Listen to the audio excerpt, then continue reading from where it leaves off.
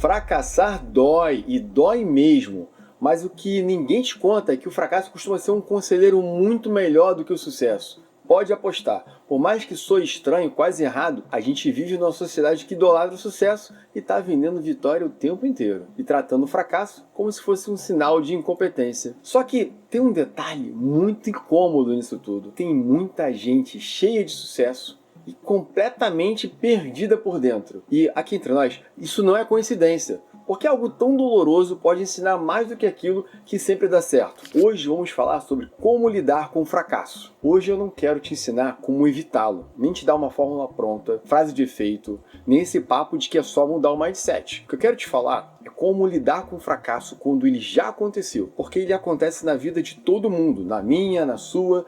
E o maior problema não é fracassar, não mesmo, mas viver nessa sociedade que não sabe o que fazer com a derrota. Uma sociedade que só valoriza desempenho, produtividade, resultado, que transforma qualquer tropeço num atestado de fracasso pessoal. Pensa nos campeões olímpicos, só vale o primeiro lugar, e os outros? Então, se você se sentiu pequeno, atrasado, inadequado, porque algo não deu certo na sua vida, fica aqui comigo, porque esse vídeo é pra você, porque o fracasso não é o problema é a forma como a gente aprendeu a olhar para ele. Eu sou Rafael Lacerda, psicólogo e também fiscal da Receita, ou seja, alguém que, como você, vive a vida real com boleto, prazo e pressão, e é claro, muitos fracassos pelo caminho. Eu não estou falando isso aqui da boca para fora. Quando eu olho para minha própria história e para a história de muita gente considerada bem-sucedida, uma coisa fica clara para mim. As derrotas, sim, elas ensinam. Os fracassos ensinam.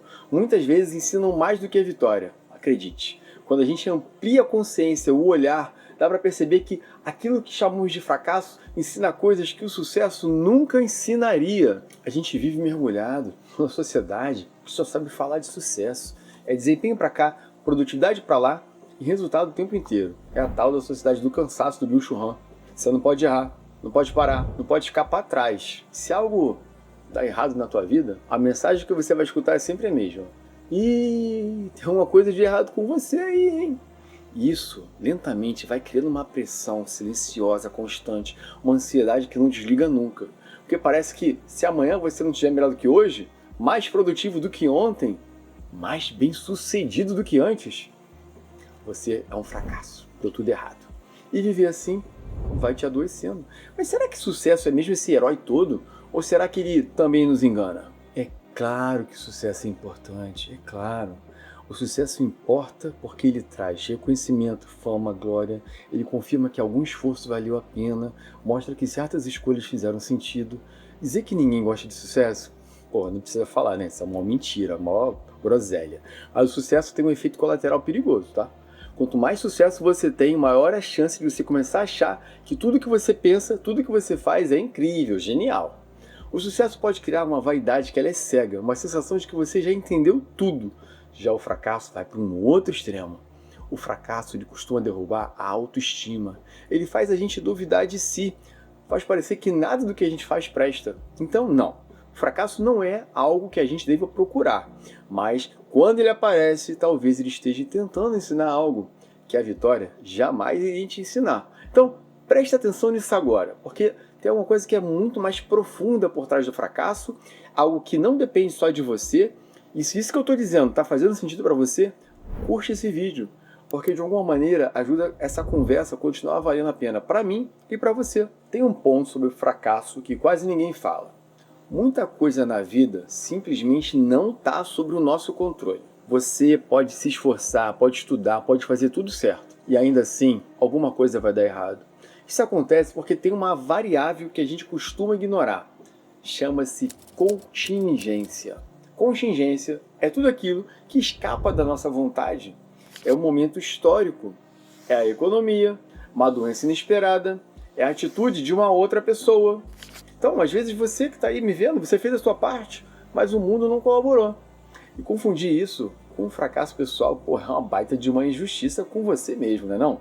Pô, te digo mais, a mitologia grega ela entendeu isso de um jeito tão brutal, tão genial, que é o mito de Sísifo. A mitologia grega ela tem uma história que explica o fracasso melhor do que muito livro de autoajuda. A historinha do Sísifo que eu já te falei, né? Ele era um rei, malandrão, espertão, querendo enganar os deuses. Enganou a morte. E olha só, ele não fez isso uma vez só não, foram 2 vezes. E o resultado? Foi condenado a empurrar uma pedra enorme montanha acima. Quando a pedra chegava lá no topo, ela caía. E ele tinha que começar tudo de novo. Sabe quantas vezes? Eternamente. Aqui não tem vitória, não tem final feliz, reconhecimento, esforço, recomeço, esforço, recomeço, esforço, recomeço. Agora me diz, isso não parece muito com a vida real? A pergunta aqui não é por que a pedra cai, é o que a gente faz quando ela cai. Quando a gente traz isso para a vida real, fica ainda mais claro. Tem 3 áreas onde a gente se sente muito fracassado, é muito comum, tá? Estudos, dinheiro e relacionamentos. E aqui eu falo com muita tranquilidade, me sinto em casa para falar desse assunto, porque sei você, que é uma pessoa aí do outro lado comum, eu também sou comum. E nessas 3 áreas eu já fracassei tantas vezes, mas tantas vezes, e eu vejo que tem gente que estuda e não passa para concurso nenhum. Tem gente que trabalha tanto e o dinheiro não vem. Tem gente que ama, sabe? Se dedica a um relacionamento e ele acaba. Não é porque a pessoa não tentou, não é porque ela foi fraca. Muitas vezes é porque aquela pedra do Sísifo caiu. Então, como lidar com isso sem se destruir por dentro? Então, diante disso tudo, como lidar com o fracasso? Eu não vou te dar atalho porque não existe, muito menos fórmula. Mas eu posso te falar de possibilidades reais. Para algumas pessoas, olhar para o fracasso como um conselheiro é um bom começo. O que esse fracasso está tentando me ensinar, caramba? Sobre mim? Sobre meus limites? Sobre minhas escolhas? Uma outra possibilidade é o distanciamento. É tentar olhar para sua derrota como se fosse um médico numa sala de cirurgia. O médico ele não julga o paciente. Ele observa, analisa, ele faz o melhor possível com o que tem. Ou deveria. Mas tem uma parte muito dura nisso tudo. Às vezes, mesmo fazendo tudo certo, o paciente morre. E não é porque você falhou, mas é porque a vida não dá garantia nenhuma de sucesso. E eu sei, isso é angustiante. E aqui, né, tem um lugar da vida em que o fracasso fica ainda mais evidente. Os relacionamentos, porque tem uma variável que não depende só de você. Depende do outro que está nessa relação, das escolhas do outro, do momento que esse outro está vivendo. E por mais que você se dedique, não tem garantia de sucesso. A vida não é uma linha reta de vitórias. Ela é feita de tentativas, perdas, ajustes e recomeços. Então o problema não é fracassar. O problema é acreditar nesse discurso vazio de que só o sucesso tem valor.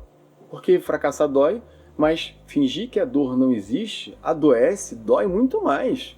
Se você sentiu à vontade, me conta aqui nos comentários um fracasso real que te marcou, ou algo que não deu certo na sua vida, mas que te ensinou alguma coisa importante. Posso te garantir que dividir isso alivia mais do que a gente imagina. Viver não é garantia de sucesso, é aprender a atravessar as quedas sem perder a dignidade. A gente segue conversando por aqui.